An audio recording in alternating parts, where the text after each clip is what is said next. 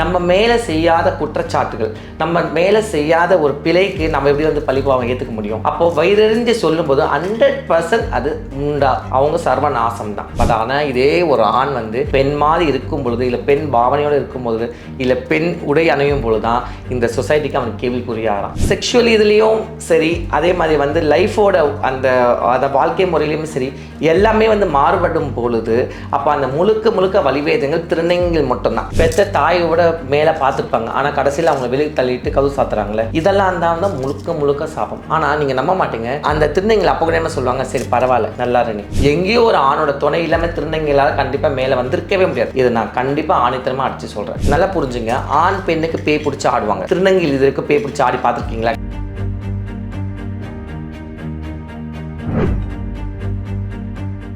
பக்தி கஃபே நேயர்களுக்கு வணக்கம்.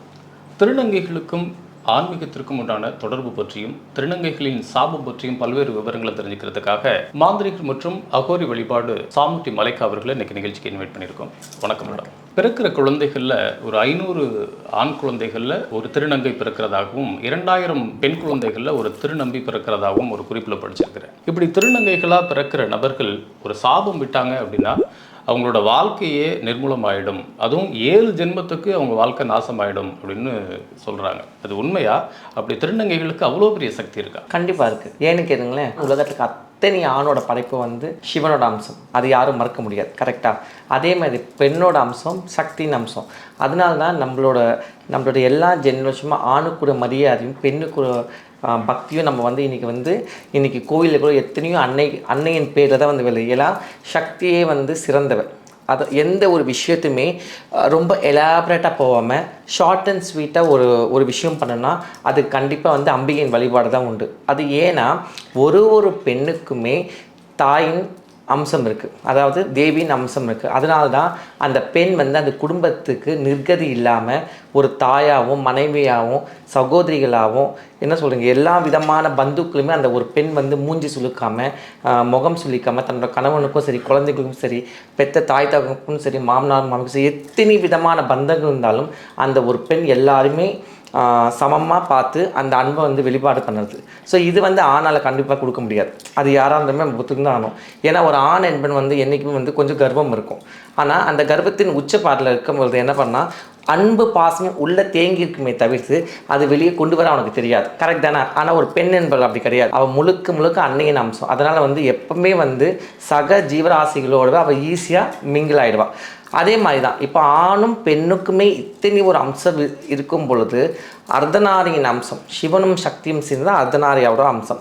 ஸோ இந்த அர்த்தநாரி அம்சம் எங்கெங்கே இந்த கோவில்கள் இருக்குதுன்னு பார்த்தீங்கன்னா எல்லாமே இன்றைக்கி வித்தியாசமாகவும் சில குறிப்பேட்லேருந்து ரொம்ப பவர்ஃபுல்லாக இருக்கும். ஃபார் எக்ஸாம்பிள் வந்து தாய் மூகாம்பிகை, கொல்லூரில் இருக்க மூகாம்பிகை அம்பிகை, அந்த அம்பிகை வந்து அர்த்தநாரி பீடம். உலகத்தில் ஒரே ஒரு கோவில் மட்டும்தான் அர்த்தநாரி பீடம். அந்த அர்த்தநாரி பீடம் என்னன்னா ஒரே சிவலிங்கத்தில் அது சுயம்பு லிங்கம். அந்த சுயம்பு லிங்கத்தை ஸ்வர்ணரேகை அமைஞ்சிருக்கும். ஸ்வர்ணரேகை தெரியும், தங்கம். அந்த தங்கரேகை ஒரு பக்கம் சரஸ்வதி லக்ஷ்மி காளினாவும் ஒரு பக்கம் சிவன் பிரம்மா விஷ்ணு, இது ஒரு பக்கம் இருக்கட்டும். அதே மாதிரி திருவண்ணாமலை சிவன் வந்து பார்வதி தேவிக்கு சரிவாதி கொடுத்த இடம். அதே மாதிரி அங்கேயும் பார்த்திங்கன்னா இன்றைக்கி வந்து எவ்வளவோ பிரச்சனைகள் இருந்தாலும் எவ்வளோ ஒரு நாளுக்கு நாள் வந்து அங்கே வந்து அதிசயங்கள் வந்து ஆயின்னு தான் இருக்குது. இன்னி வரைக்கும் வந்து போகிறவங்களுக்கு எல்லாமே வந்து ஒரு வியப்பூட்டு வகையாக தான் இருக்குது. ஸோ அந்த மாதிரி கோயில்களே அந்த மாதிரி வந்து இடம் பெருக்கும் பொழுது அவங்களால படைக்கப்பட்ட ஜீவராசிகளில் திருநங்கையும் ஒன்று. கரெக்ட் தானே? அது ஆண் பெண் மனிதர்கள் மட்டும் திருநங்கை கிடையாது, ஜீவராசிகளும் இந்த மாதிரி இருக்குது சொல்லிட்டு சயின்டிஸ்ட் வந்து எப்போயும் வந்து நிரூபிச்சிருக்காங்க. அதே மாதிரி அப்போ இருக்கும் பொழுது எதனால் இவ்வளோ ஆணித்தரமாக சொல்கிறேன்னா, ஒரு நார்மலாக ஒரு ஆணுக்கு வந்து ஒரு ஆண் குறியில் வந்து ஏதாவது ஒரு பந்தால் அடித்தாலோ இல்லை வேறு ஏதாவது ஒரு கட்டி வந்தாலோ இல்லை ஒரு ஆப்ரேஷன் பண்ணாலும் உயிருக்கு வந்து கேரண்டி கிடையாது. பட் ஆனால் திருநங்கைகள் வந்து இன்றைக்கி வந்து அந்த ஆண் உறுப்பையை அறுத்துட்டு என்ன ஒரு உயிரோடு இருக்கிறாங்கன்னா அப்போ அதோட சக்தி தானே, அது ஒன்று போதும் இல்லை? இப்போ இன்றைக்கி பாருங்கள், இன்றைக்கி நம்ம வந்து எல்லாமே வந்து அட்வான்ஸ்டாகவும் டெக்னாலஜியாகவும் எவ்வளோ விஷயங்கள் வந்து நம்ம வந்து முன்னேறி போகிறோம். ஸோ ஆப்ரேஷன்ஸில் வந்து கொஞ்சம் வந்து ஈஸி மூவில் தான் இருக்குது. அது இருந்தாலும் அந்த வலிப்பெயின் அப்படி தான் இருக்கும் வச்சுங்களேன். பட் ஆனால் அந்த காலத்து அப்படி கிடையாது. கத்தியால் அப்படியே அந்த ஆணுக்குரிய வந்து வெட்டி எதுன்னு சொல்லுவாங்க. இது கேட்குறப்ப எங்களுக்கே ஒரு மாதிரி இருக்கும். ஏன்னா நாங்கள் அந்த காலத்தை பிறக்கல, இந்த காலத்தை பிறந்திருக்கோம். அப்படி இருக்கும்போது ஏதோ ஒரு சக்தி வந்து எங்களை வந்து காத்து இன்னைக்கு அந்த உயிர் கொடுத்து இன்னைக்கு உங்கள் முன்னாடி உட்கார வச்சுக்கனா, அப்போ நம்ம வந்து அதை வந்து ஆராய்ச்சி பண்ணுறதோட அதை முழுமையாக அக்செப்ட் பண்ணிக்கணும். First point. ரெண்டாவது, இன்னைக்கு பாருங்க, இன்னைக்கு எல்லாருக்குமே வந்து வாழ்க்கையோட ஓட்டம் இருக்குது. அது யாராக இருந்தாலும் சரி, உலகத்தில் அத்தனை படைப்பின் ஜீவராசிகள் அத்தனையுமே வந்து இன்னைக்கு ஒரு வாய் அந்த சாப்பாட்டுக்கு தான் எல்லாமே ஓடின்னு இருக்காங்க. அது மனுஷனாக இருந்தாலும் சரி, ஆணாக இருந்தாலும் சரி, பெண்ணாக இருந்தாலும் சரி, திருநங்கையும் சரி. பட் ஆனால் எந்த வழியில் நம்ம வந்து சாய்ஸ் நம்ம வந்து செலக்ட் பண்ணுறோமோ அதன்படி நம்மளுக்கு வந்து அம்பாள் வந்து அனுகிரகம் பண்ணுறோம். அப்போ இந்த சாபம் நல்லா பார்த்துங்க. இந்த சாபம் எப்போ வந்து முழுமை அடையும் புரியுதா? இப்போ நான் சும்மா போயினே இருக்கிறேன் ஒரு பேச்சுக்கு, இல்லை நீங்களே ஒரு ஆஃபீஸில் ஒர்க் பண்ணுறீங்க, சும்மா நீங்கள் வந்து உங்கள் மேலே குற்றம் சுமத்தினே இருந்தால், அதை செய்யாத தவறுக்கு குற்றம் சொல்லிட்டே இருந்தால், ஒரு நாள் ப்ரெஷர் குக்கர் மாதிரி யாராக இருந்தாலும் வெடிக்கதான் செய்வாங்க. அது ஆணாக இருந்தாலும் சரி, பெண்ணாக இருந்தாலும், திருநங்கையும் சரி. அப்போது நம்ம மேலே செய்யாத குற்றச்சாட்டுகள், நம்ம மேலே செய்யாத ஒரு பிழைக்கு நம்ம எப்படி வந்து பழிபாவம் ஏற்றுக்க முடியும்? அப்போது வயிறறிஞ்சு சொல்லும்போது 100% அது உண்டா, அவங்க சர்வநாசம் தான். அதில் எந்த ஒரு இதுவுமே கிடையாது. இப்போது திருநங்கைகள் சாபம் அப்படின்னு பார்த்தோம். திருநம்பிகள் சாபம் அப்படின்னு ஒன்று இருக்கும். அப்போது திருநம்பிகள் சைட்லேருந்து கொடுக்குற சாபமும் அது மாதிரி அஃபெக்ட் பண்ணுமா? இல்லை, திருநங்கைகள் எனக்கு தெரியாது. ஏன்னா திருநங்கைகள் தான் வந்து ஆப்ரேஷன் பண்ணி அந்த சர்ஜரியோட அந்த வலி வேதனைகளோட, இங்கே பாருங்களேன், ஒரு ஆண் வந்து ஒரு ஆணாக இருக்கும்பொழுது யாருக்குமே எந்த பிரச்சனையும் கிடையாது.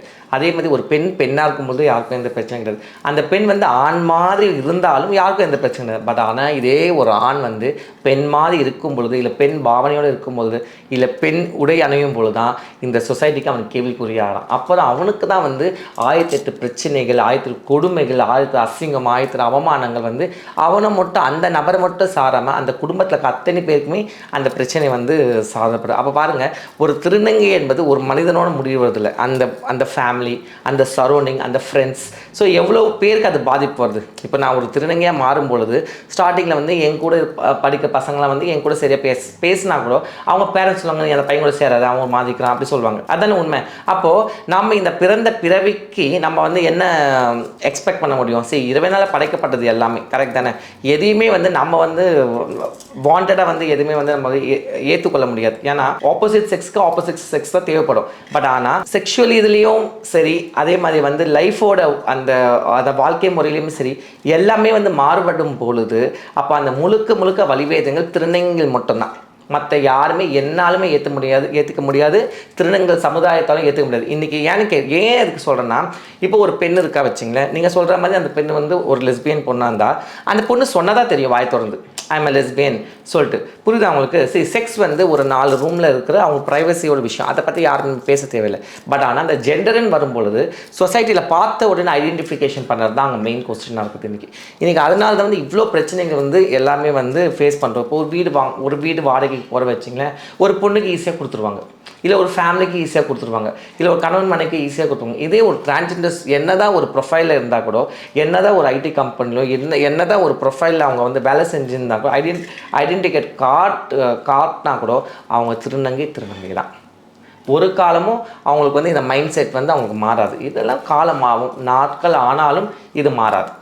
ஏன்னா இது வந்து விதிக்கப்பட்ட சாபங்கள். இதெல்லாம் நான் சொல்கிறேன், தவறாக எடுத்துக்க வேண்டாம். இந்த மாதிரி திருநங்கைகள் அப்படிங்கிறது சயின்ஸ் படி எப்படி சொல்கிறாங்க அப்படின்னா, ஒரு மரபணு குறைபாடோடு பிறந்தவர்கள், அவ்வளோதான். இப்படி ஒரு மரபணு குறைபாடோடு பிறந்தவர்களை நம்ம இவ்வளோ பெரிய சக்தி இருக்குது அப்படின்னு எப்படி கன்சிடர் பண்ணலாம்? நீங்கள் கேட்க தேவையில்லை, நீங்கள் நம்ப தேவையில்லை, உங்களை யாரும் நம்ப சொல்லலை. ஏன்னா உங்கள் நம்பிக்கை எங்களுக்கு ஒன்றும் பண்ண போகிறதில்லை.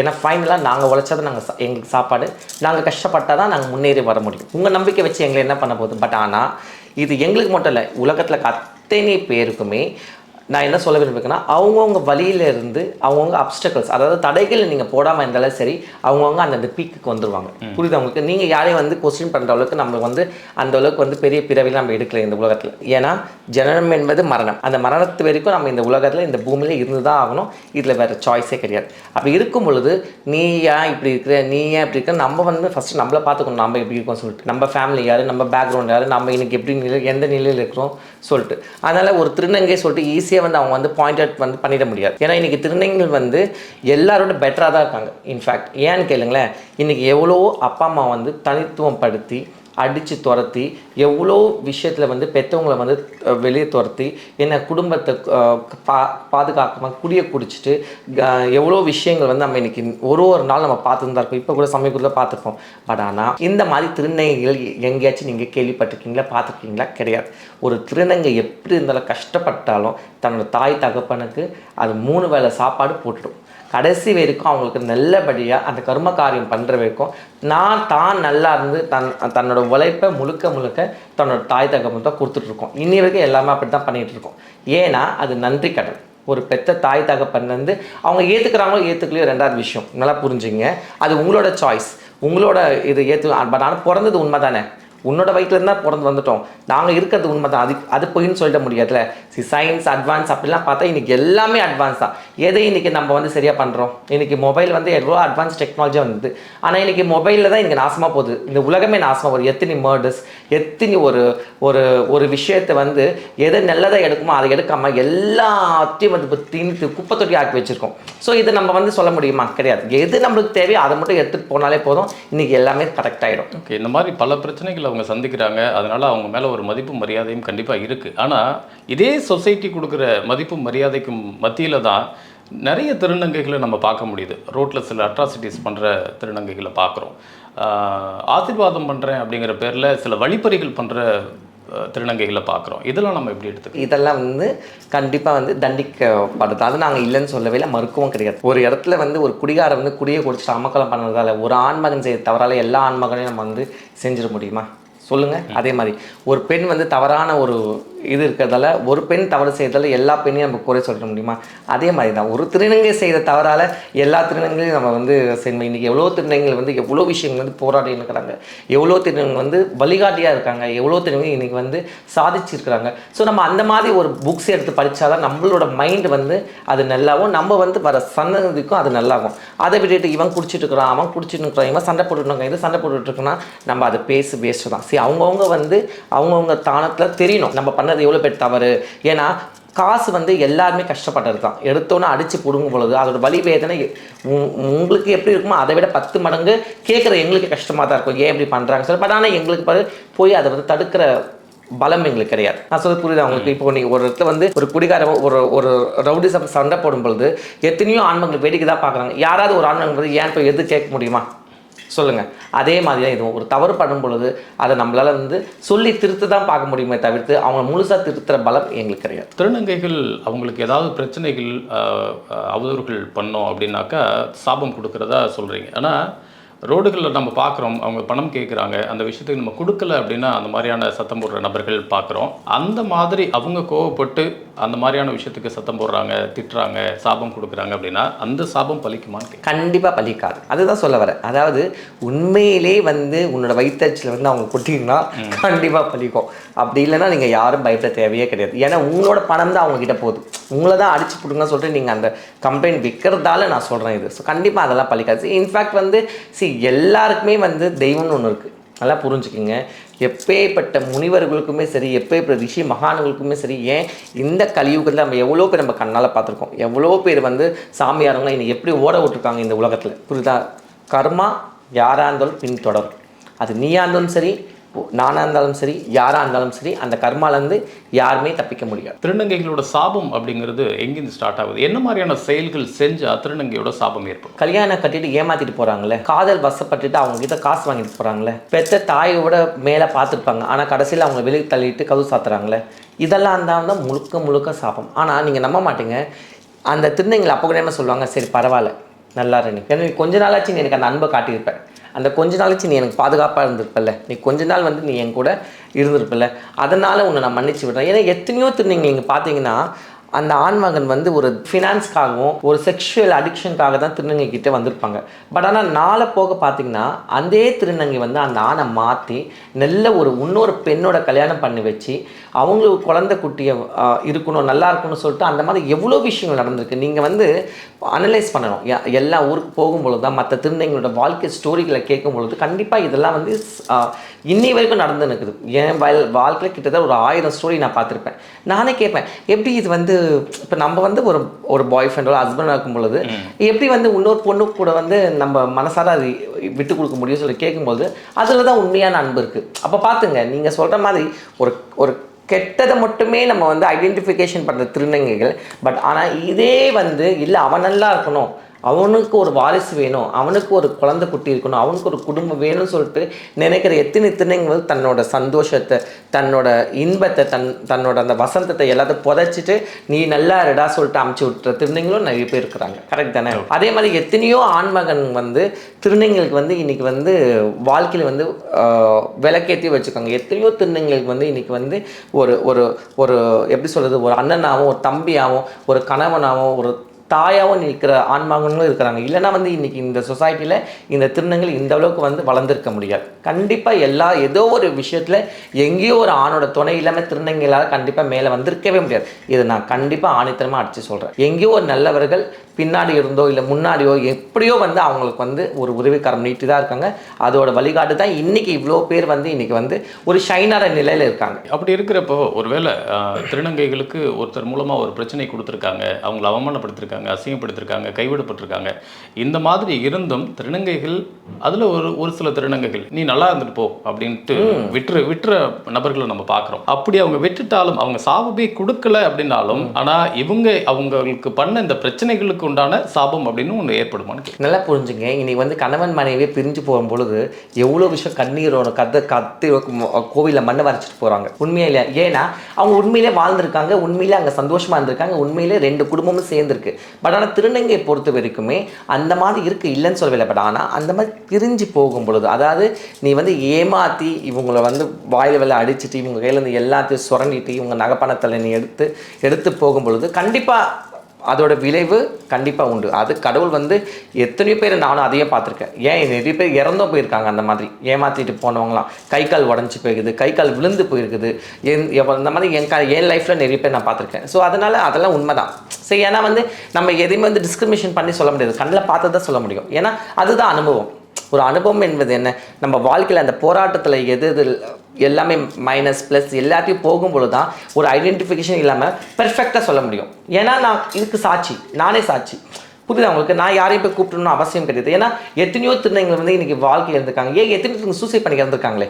ஏன் ஆண்களை விடுங்க, ஏன் திருநங்கைகள் இன்றைக்கி சூசைட் பண்ணி இறந்துருக்காங்க? அதுக்கெல்லாம் முழுக்க காரணம் வந்து ஆண்கள் தான். நான் இல்லைன்னு மறுக்கவே இல்லை. ஸோ அப்போ அந்த ஆண்களை இன்றைக்கி வந்து சொசைட்டியில் சுற்றி தான் இருக்கிறாங்க. கரெக்ட் தானே? இப்போது லவ் என்ற பேரில் எத்தனையோ சின்ன வயசு திருநங்கைகளை ஏமாற்றி அவங்க வந்து செக்ஷுவல் இது பண்ணி அவங்ககிட்ட எல்லாம் பிடுங்கி தின்னுட்டு இன்றைக்கி வந்து அது மாதிரி எத்தனை கேஸ் நம்ம ஃபைல் பண்ணி பார்த்துருக்கோம். கிடையவே கிடையாது. அதுக்கு ஒன்றுமே கிடையாது, சாட்சி கிடையாது, ஒன்றும் கிடையாது. அவங்க இஷ்டப்பட்டாங்க, வாழ்ந்தாங்க, இவ போயிட்டா செத்து போயிட்டாங்க. அந்த மாதிரி எத்தனையோ பேர் நான் லிஸ்ட் எடுத்துருவேன். இப்போ இந்த போன வருஷத்துலேருந்து பார்த்தீங்கன்னா கடகடன்னு லிஸ்ட் கொடுத்துருவேன். நம்மளால எதாவது பண்ண முடியுமா?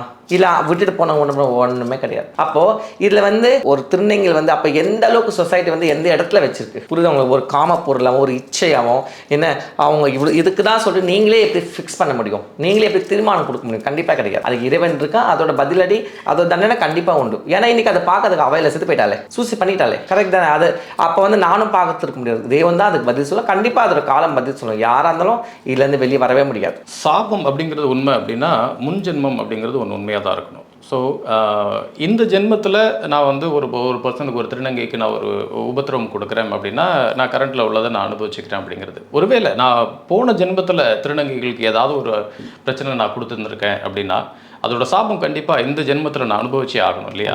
இப்போ எனக்கு அந்த மாதிரியான ஒரு சாபம் இருக்குது அப்படிங்கிறத என்ன மாதிரி சிம்டம்ஸ் வச்சு தெரிஞ்சுக்கலாம்? ஏன்னா நல்லா புரிஞ்சுங்க, இதுக்கப்புறம் வர ஜென்ரேஷன் எல்லாமே சாபம் தான், சாபக்கேடு தான். நீங்கள் அதில் வந்து எஸ்கேப் பண்ண இதுக்கப்புறம் வர ஜென்ரேஷன் எல்லாமே சாபக்கேடு தான். இப்போ முடியுது பார்த்தீங்களா, நம்ம வாழ்க்கை முடியுதுல, இது வரைக்குமே தான் கொஞ்சம் சுபிட்சமான ஒரு வாழ்க்கை. இதுக்கப்புறம் நானே பிறந்தா கூட சாபக்கேடு தான். ஏன்னா இதுக்கப்புறம் ஏன்பா இப்போவே வந்து நம்ம எல்லா விதமாக கண்ணில் பார்க்குறோம், எல்லா வித அபசகமாக கண்ணில் பார்க்குறோம். ஒரு வாட்ஸ்அப்பில் திறந்தல பயமாக இருக்குது. எப்போ எவன் விட்டுறான், எப்போ எவன் குத்துறான், எப்போ எவன் சாவடிக்கிறான், எந்த குழந்தைய தூக்கிட்டு ஓடிடுறான், இங்கே எப்போ ஆக்சிடென்ட் பண்ணுறான், சம்மந்தமே. அதாவது ஒரு மரணம் என்பது எத்தனை புனிதமான தெரியுமா? அதாவது பிறப்பின் ரகசியம் மரணம். ஏன்னா எதை வேணால் நம்ம போய் பார்த்துலாம், அந்த மரணத்தை நம்ம பார்க்க முடியாது. கரெக்டாக? அதனால அது பிறப்பின் ரகசியம்னு வச்சுருக்காங்க. அந்த ரகசியத்தை ஒரு சர்வ சாதமாக முடிச்சிடுறாங்க. அதாவது அந்த ஒரு குழந்தைய ரேப் பண்ணும்போது அந்த குழந்தை எதுக்காக இந்த பூமிக்கு வந்து தெரியாமல் அது செத்து போகுது. அந்த மாதிரி ஒரு குழந்தைய பெற்றெடுத்து அவங்களோட இச்சைக்காக பெற்றெடுத்து காவலத்துக்கு போட்டுடுறாங்க. இப்போ கூட சமீபத்தில் எங்கள் திருநங்கைகள் அந்த குழந்தையை எடுத்து வளர்த்துருக்காங்க. அந்த மாதிரி எத்தனையோ குழந்தைங்க எங்கள் திருநங்கைகள் சமுதாயத்தை வளர்க்கப்படுது. புரியுது அவங்களுக்கு? அப்போ இதெல்லாம் நம்ம என்ன சொல்ல முடியும்? ஸோ அதனால் இதுக்கப்புறம்லாம் வந்து கண்டிப்பாக வந்து இதை நம்ம எக்ஸ்பெக்ட் பண்ண முடியும். இதோட வஸ்ட்டாக தான் இருக்கும். ஸோ இது இப்போ கொரோனா வந்து எவ்வளோ பேர் முடிஞ்சிருச்சு கதையே, என்ன சொல்கிறீங்க? பட் ஆனால் இதுக்கப்புறம் எத்தனையோ நோய் நொடிகள் ஒரு நாளைக்கு வந்துனே இருக்குமே தவிர்த்து இதுக்கப்புறம் 100% நல்ல கால் மேலே கால் போட்டாலும் யாரும் வாழ முடியாது. கண்டிப்பாக பிரச்சனை, சாபம் கண்டிப்பாக இதோட. அதாவது ஏன்னா எதையுமே வந்து அந்த கர்ம வினைப்படி தான் நடக்குமே. கரெக்ட் தானே? எதை நம்ம விதைச்சோமோ அதை தானே நம்ம வந்து அறுவடை பண்ண முடியும். என்ன சொல்கிறீங்க? ஒரு பக்கம் மரம் சொல்கிறாங்க, ஆனால் ஒரு பக்கம் அத்தனை மரமும் வெட்டி தீக்கிறாங்க. அப்போ நம்மளால போய் தடுக்க முடியுதா? சொல்லுங்க, முடியல. அப்போ ஏதோ ஒரு நல்லது நம்ம பேசினா கூட ஏதோ இடத்துல கெட்டது நடந்துன்னு தான் இருக்கு. கரெக்ட் தானே? அப்போ எல்லாருமே சமநிலைக்கு வந்தால் மட்டும்தான் நீங்க சொல்ற மாதிரி அது நடக்கும். இல்லைன்னா கண்டிப்பா கூண்டோட கைலாசம் தான் எல்லாரும். இதுல எந்த ஒரு மாற்றமும் கிடையாது. பட் ஆனால் நீங்க சொன்ன கேள்விக்கு ஒரு பதில் சொல்லிக்கிறேன். இப்போ சப்போஸ் அந்த ஜென்ம ஜாதகத்துல ஒரு எப்பவுமே வந்து ஜாதகம் வந்து ரொம்ப சக்தி வாய்ந்தது. அந்த ஜாதகத்துல 100% கரெக்டாக கணிக்கிற அளவுக்கு ஒரு நபர் இருக்கணும். ஃபர்ஸ்ட் இந்த ஜாதகத்தை எழுதுறதுக்கு ஒரு பலம் இருக்கணும். இன்னைக்கு வந்து தடையெடுத்தோம்னா தங்கக்காரன் ஆயிடுற மாதிரி எல்லாருமே ஜாதகத்தை எழுதுனா நானே நம்ப மாட்டேன். ஃபர்ஸ்ட் அதுக்குன்னு ஒரு திறன் இருக்கணும், அதுக்குன்னு ஒரு வழிபாடு முறை இருக்கணும், அதுக்குன்னு ஒரு வம்சாவளி விதி இருக்கணும். அப்போதான் அந்த ஜாதகமே பலிக்கும் ஃபர்ஸ்ட். புரியுதா உங்களுக்கு? அப்படி அவங்க எழுதும் பொழுது அந்த கண்டிப்பாக அதில் தோஷங்களோ கண்டங்களோ சாபங்களோ நீங்கள் சொல்கிற மாதிரி பெண் சாபம் உட்பட திருநங்கை சாபம் உட்பட அத்தனை சாபமும் அதில் தெரிஞ்சிடும். அப்போ அதுக்கு பரிகாரங்கள் நம்ம பண்ணிக்க வேண்டியதுதான். புரியுதா உங்களுக்கு? அதை தவிர்த்து மேலோட்டமாக நம்ம எதுவுமே பார்க்க முடியாது. ஏன்னா அனுபவிச்சாதான் அதோட வழி நம்மளுக்கு தெரியும். நீங்கள் சொன்ன மாதிரி ஜாதகத்தில் பரிகாரங்கள் அப்படிங்கிறப்போ திருநங்கைகளுக்கு இந்த மாதிரியான ஒரு விஷயத்தை பண்ணுங்க. அவங்களுக்கு புடவை எடுத்து கொடுக்குறதோ, அவங்களுக்கு ஒரு வேலை வாய்ப்புகளை உருவாக்கி கொடுக்குறதோ, அவங்களுக்கு தங்குறதுக்கு ஒரு இடம் கிரியேட் பண்ணி கொடுக்குறதோ, ஏதாவது ஒரு பாதுகாப்பான ஒரு விஷயத்தை பண்ணி கொடுக்குறதோ, இந்த மாதிரியான ஒரு விஷயத்தை பரிகாரம் பண்ணுங்க, சரியாயிடும் அப்படிங்கிறாங்க. இந்த மாதிரி பரிகாரத்தில் திருநங்கைகளோட முக்கியத்துவம் உள்ளர வர்றதுக்கு உண்டான காரணம் முதல்ல இதுக்கு வந்து வடநாட்டில் தான் நம்ம வந்து எக்ஸாம்பிள் எடுத்துக்கணும். ஏன்னா இன்னி வரைக்கும் வடநாட்டில் தான் இந்த மாதிரி ஒரு விஷயம் நடந்து இருக்குது. ஏன்னா அந்த காலத்தில் வந்து ராஜாக்கள் ஆண்ட காலத்தில் திருநங்கைகளுக்கு வந்து ரொம்ப ஒரு முக்கியத்துவம் கொடுத்துருந்தாங்க. நல்ல ஒரு நல்ல ஒரு நிலையில் வச்சுருந்தாங்க. பட் ஆனால் அதுக்கப்புறம் முகல் எம்பிஎஸ் வந்தாங்க. அப்போவும் வந்து என்ன பண்ணாங்க, சில குறிப்பிட்ட இடங்களில் வந்து திருநங்கைகளுக்கு எந்த டிஸ்டர்பன்ஸ் பண்ணல. அதில் ஒன்று தான் நார்த் இந்தியா. நார்த்தில் மும்பைலையோ இல்லை பூனாலையோ இல்லை ராஜஸ்தானியோ இல்லை குஜராத்லையோ இதெல்லாம் பார்த்தீங்கன்னா மகாராஷ்டிரா இங்கெல்லாம் உத்தரப்பிரதேசில் பார்த்தீங்கன்னா டெல்லியில் பார்த்தீங்கன்னா திருநங்கைகளுக்கு வந்து ரொம்ப ஒரு பாதுகாப்பான உடம்பு இருந்தது. அதனால தான் வந்து சவுத்துலேருந்து திருநங்கைகள் அங்கே போக ஆரம்பித்தாங்க. ஏன்னா அந்த காலத்துலேருந்தே சவுத்தில் வந்து நார்த்தோட சவுத்தில் வந்து பிரிட்டிஷர்ஸோட ஆதிக்கம் அதிகமாக இருந்தது. அதனால தான் இங்கே வந்து ரொம்ப கஷ்டங்கள் அனுபவிச்சிருந்தாங்க. அதனால் திருநங்கைகள் என்ன பண்ணிட்டாங்கன்னா, இங்கே நம்ம இருந்தால் சேஃப்டி கிடையாது, வருமானத்துக்கு எந்த ஒரு குழப்பம் கிடையாது சொல்லிட்டு சவுத்துலேருந்து நார்த்துக்கு போனாங்க. ஸோ நார்த்துக்கு போயிட்டு அந்த ஜமாத்தோட சிஸ்டத்தில் அவங்க போய் அடங்கிட்டாங்க. பட் ஆனால் சமீப காலமாக ஆஃப்டர் பிரிட்டிஷர்ஸ் வந்தோடனே அதுவும் மொத்தமாக முடக்க ஆரம்பிச்சிட்டாங்க. ஏன்னா அவங்களுக்கு பொறுத்த வரைக்கும் எல்லாமே அடிமையாக்கிடணும், எதையுமே வந்து ஃப்ரீடமாக கிடையாது. புரியுது அவங்களுக்கு? அது ரிலீஜியஸாக இருந்தாலும் சரி, கேஸ்டாக இருந்தாலும் சரி, ஆம்பளை பொம்பளை சரி, எதுவாக இருந்தாலும் சரி, அவங்க வந்து டாமினேட் பண்ண ஆரம்பிச்சாங்க. அப்போது முழுக்க வந்து அடிமைப்படுத்திட்டாங்க. ஆண் பெண்ணோட சேர்ந்து திருநங்கைகள் மொத்தமாக டெமாலிஷே பண்ணிட்டாங்கன்னு தான் சொல்வேன் நான். பட் இருந்தாலும் அதுலேயும் அதுக்கப்புறமா நம்ம சுதந்திரம் வாங்கின பிறகு திருநங்கைகள் வந்து கொஞ்சம் இப்போ சவுத்தில் வந்து நிறைய விஷயங்கள் வந்து பண்ணதில் கவர்மெண்ட் நிறைய ஸ்டெப்ஸ் எடுத்ததால் ஏன்னா இன்றைக்கி திருநங்கைகள் வந்து இங்கேயே வாழ ஆரம்பிச்சிருக்காங்க. முன்னாடி இந்த அளவுக்கு இங்கே திருநங்கை கிடையாது. பட் ஆனால் இன்றைக்கும் வந்து திருநங்கைகளுக்கு வந்து அந்த நாட்டில் இருக்கிற மாதிரி ஒரு ஃபெசிலிட்டிஸ் இங்கே கிடையாது. ஏன்னா நார்த்தில் பாரம்பரியமாக இருந்தது. அதாவது எப்படி வந்து நம்ம இப்போ கல்யாணத்தில் வந்து என்ன பண்ணுறோம், எல்லாருக்கும் கூப்பிட்டு வாழையில் சாப்பாடு போட்டு அவங்கக்கிட்ட வந்து நம்ம வந்து அச்சதை வாங்கிக்கிறோம். ஏன்னா இதுதான் நம்மளோட கலாச்சாரம், நம்மளோட பாரம்பரியம். பட் ஆனால் நார்த்தில் இது காலமாகவே இருந்தது.